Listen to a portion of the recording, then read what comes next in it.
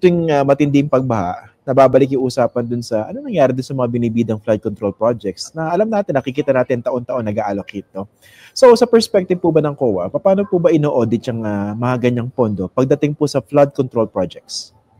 Okay, maraming salamat. Medyo mahaba kasi kailangan nating i-walk through yung process and then saka natin i-explain yung audit and then yung mga existing weaknesses. Ano? Hindi tayo nang huhusga kung hindi binubuksan natin yung mga weaknesses. Ano? Una, syempre, ne-expect natin na bago sila maghanap ng funding, meron niyang tinatawag na feasibility study. Di ba, Christian? Parang pinag-aralan mo, ano ba yung design?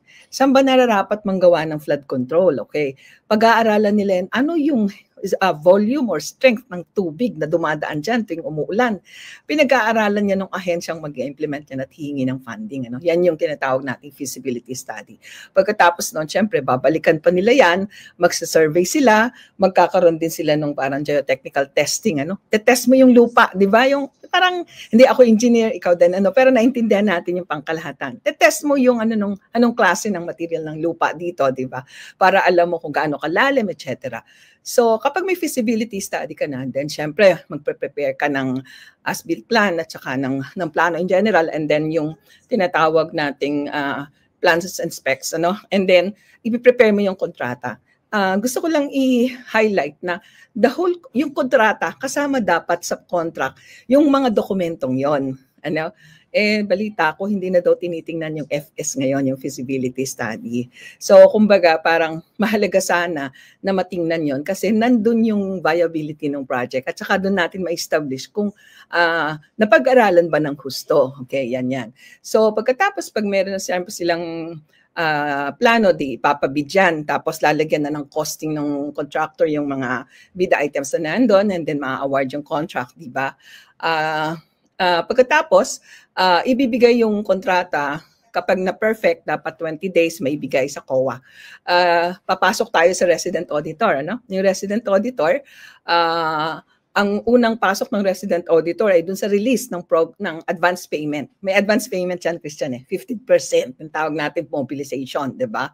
So, pag babayad nun, titingnan na yun ng auditor. Ngayon, ang auditor usually ay walang technical expertise pag-a-analyze ng contract. So, yung contract review, ginagawa yan ng Technical Service Office. Magre-request yung auditor ng engineer para magkaroon ng inspection. Ano? So yung engineer, of course, dala niya yung plano, pag-aaralan niya, titingnan niya yung ideally, titingnan pati yun mula doon sa design, and then titingnan niya yung plano, at saka yung mga bid items, and then isasubmit niya sa auditor kung anong results ng kanyang mga nakita. Ngayon, ito yung parang pinakang weaknesses ng ating existing system. Unang-una, ang kadalasang audit ng ating resident auditor ay yung tinatawag na financial and compliance. Sa compliance, ang titingnan mo lang, Christian, nag-comply ka ba? Nag-public bidding ka ba? Meron ka bang mga dokumento? Kompleto ba ang kontrata? I'm not saying na hindi ito mahalaga kasi equally important yan. Pero sa tingin ko, ang mas mahalaga ay yung tanungin natin, effective ba yung flood control? Di ba yun ang tinatanong natin ngayon? Bakit meron bang nagawang flood control? Bakit mahaba pa yung baha, etc. So ito yung tinatawag nating ibang klase ng audit. Ito yung performance audit. So sa performance audit, from the design, titingnan mo, pag-aaralan mo, and then titingnan mo yung actual na execution, and then saka mo ngayon titingnan yung effectivity. Naging effective ba ang bahang ito? Ibig sabihin, na-serve ba niya yung purpose niya? So, kung ikaw ay flood control, of course, obvious without saying na, it goes without saying na dapat na-prevent mo yung baha. Yan yung effectiveness audit. Ano? And then, pwede ka rin magkaroon ng fraud audit. Yung sa fraud audit side, mas lalong technical, di ba? At sa sentro na natin, kasi ang tanong mo, paano nawawala? Ano? Usually yan, talagang ini-start nila sa design pa lang. Ang tawag namin dyan ino-optimize yung design. Yung optimum design, syempre parang kung ikaw naglalako ng ikaw yung architect, magkano budget mo? Gandahan po natin, ito po yung design, di ba? Government ang may-ari niyan . So you-optimize yung design, pero minimum costing ang gagamitin. Di ba? Parang ang husay-husay, grandiose yung design, very complex. Pagdating dun sa actual execution, minimum costing lang. So saan sila kumikita? Most of those items na nasa embedded items kasi hindi nakikita. embedded. Halimbawa, yung mga Okay. class, mga aggregate na ginamit, 'di ba? Minimix na 'yan eh. Hindi na natin makikita. Hindi natin makikita yung actual volume, hindi natin makikita yung layering, etc. no? Ang malupit pa niyan, yung kawalan ng technical equipment na nag-a-assist sa ating mga auditors. Halimbawa, right now, nabalitaan ko na 2 lang daw ang drone ata na ginagamit ng COA. Christian, ko ang flood control ay nakalagay doon sa sabihin nating medyo mabangin. Ikaw ang mag-i-inspect, ikaw yung auditor. Aakyat ka pa ng bangin o ang sasabihin mo, hindi, okay na to, tingnan na lang natin ito, magsukat-sukat na lang tayo, etc. So, ito yung hindi tayo nanghuhusga, pero sinasabi natin na yung complexity ng design at yung ating practice na usually, yun nga, we go for optimum design, yung optimum na maraming options yan no? Pero pagdating sa execution, dahil alam mong maraming tongkats, maraming pagdadaanan, magbabawas ka in terms of costing, di ba? Okay. Either dun sa number of items, sa volume. Now, pag sinabing in terms then of prices, di ba? Pwedeng yung simento mas mahal dito kaysa sa actual na simento na presyo.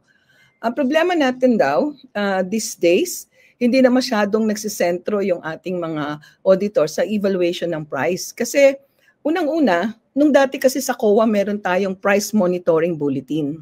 Minomonitor ng Technical Service Office yung mga presyo ng mga construction materials.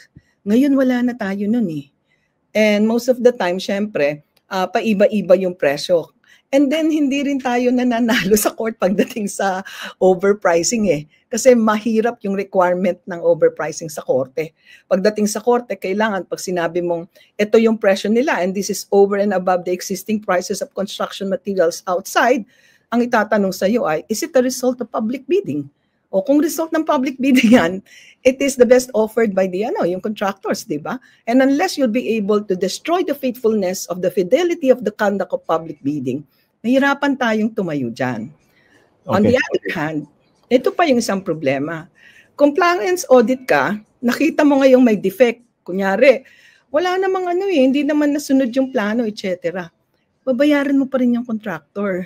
Kasi meron tayong tinatawag na quantum merit. Kumbaga, maaari nga na hindi nila na-submit lahat yung documents. Pero, na-construct naitayo di ba? So you have to pay the cost ng structure na itinayo nila. Kasi meron tayong prinsipyo na hindi dapat pwedeng mag-enrich ang gobyerno sa expense ng isang party, di ba? So bali na kinabang din tayo kasi nagkaroon ng structure. Wait, tanong. Sorry po. Ang ganda ng ang ganda ng pagkakalatag ninyo. No? Pero dun sa huling punto na binanggit nyo, paano kung obviously, kitang-kita naman, substandard, o kaya maraming hindi na-deliver based na sa kontrata na pagkasunduan, babayaran pa rin po ba ng buo yun? Ito yon. Unang-una, kailangang ma-establish natin doon sa tinatawag nating inspection report. Kasi kung sinasabi natin na defective ang implementation, at ibig sabihin ay magkakaroon ng report yan Ano-ano ang items na bid items na dapat mong bayaran?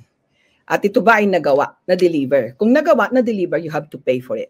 Ang sinasabi ko ay yung doon sa compliance side. Halimbawa, kulang ang documents ng contract. Sa compliance audit, hindi mo na-satisfy yung requirements ng di ba? You can disallow it. Pero, yun nga, pag nag-petition sila ng payment, pwede.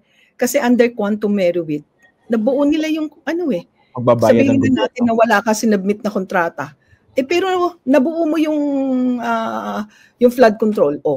So, ibig sabihin, babayaran mo siya for kung ano yung na-accomplish niya. Okay. So, ganito ka-complicated yung tinatawag nating audit ng flood control. Meron diyang papel yung resident auditor, may papel din yung technical service office. And a lot of times, Christian, alam mo, pinakamahirap sa auditor, magpapaka-engineer ka.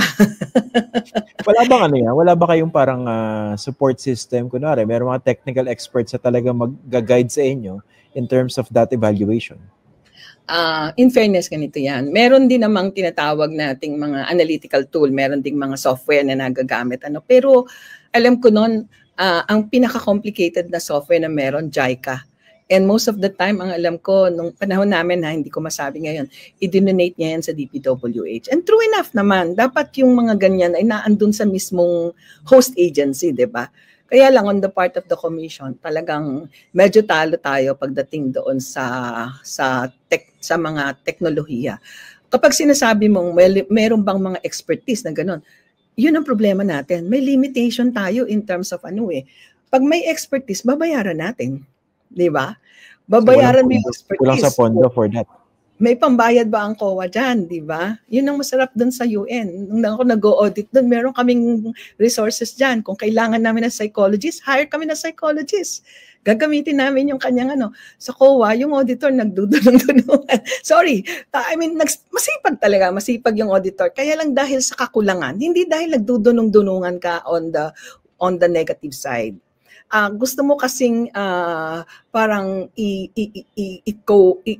sapatin o isapat yung iyong expertise kaya sa abot ng iyong makakaya, pipilitin mong pag-aralan kung ano yung bid items, ganyan. Babasahin mo yung technical evaluation report ng engineer. Mahalaga yung tinatawag nating contract evaluation, na andyan yung evaluation ng technical engineer. And sabi ko nga, yung kalakaran ngayon, hindi na daw tinitingnan, hindi na hinahanap yung feasibility study. Ito rin yung pwede nating i-highlight. Yung nakatingin tayo kasi dun sa effect. Di ba? Ay may baha. Hindi natin tinitingnan yung cause. Siguro it's high time na tingnan natin yung cause. And it's a whole of nation approach. Whole of nation approach na hindi natin pwedeng sisihin lang, flood control, DPWH yan. Ay teka, meron din tayong pwedeng singilin sa mga local government in terms of their waste management disposal. Meron din tayong pwedeng singilin sa DENR in terms of environment management.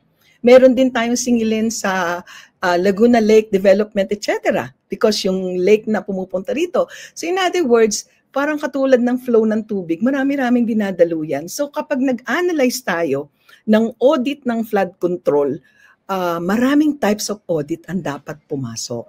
Okay. Hindi natin pwedeng isa lang.